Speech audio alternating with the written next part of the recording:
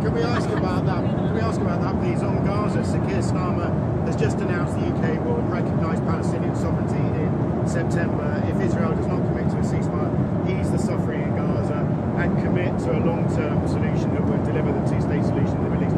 Did you know that was coming? No, we never discussed it. Surprisingly, it was never really discussed. Maybe a little bit at the news conference, but he was sort of discussing it with you. We never did discuss it. And we have no view on that. We're going to get a lot of money to the area so they can get some food. He's going to also. I think the European Union is going to put up money too for food.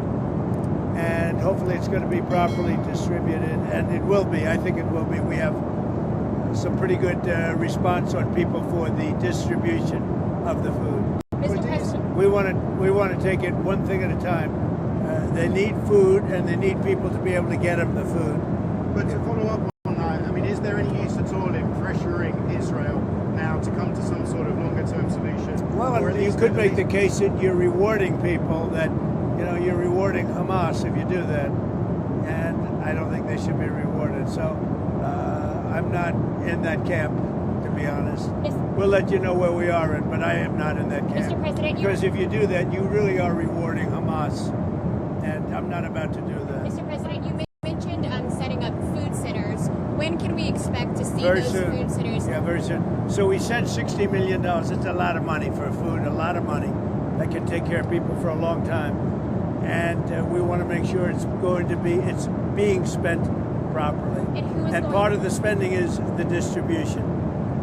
If you know, a lot of money's been sent by other countries, but nothing compared to us.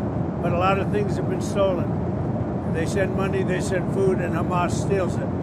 So it's a tricky little game. But we're going to make sure we have some very good people. They're going to be watching it. Who is going to be running those food centers for you, and what kind of oversight? Well, we're going to be dealing with Israel, and we think they can do a good job of it.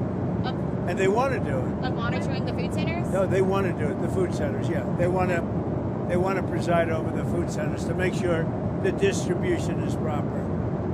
Speak to Prime Minister Netanyahu, and when will you speak? 2 days ago.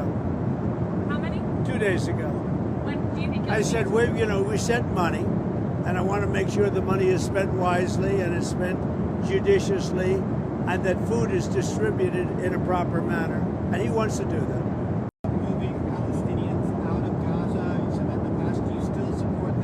Well, it's a concept that some people fell in love with and some people don't. We really have to see how it all works out before we do that. But, you could do something spectacular, but that's a different concept.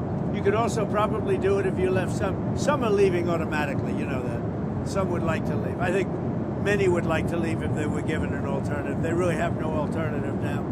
But certainly that was a concept that was really embraced by a lot of people. But also, some people didn't like it. Prime Minister Starmer, he was kind of critical of Israel and said more pressure needed to be put on Israel to allow food to get in at speed. Do you feel that Israel is a good? I think Israel wants to do it. Actually, I think Israel wants to do that. They're going to want to, and I can tell you that they want to do it. They don't want Hamas stealing the money or stealing the food. And that's what they've been doing.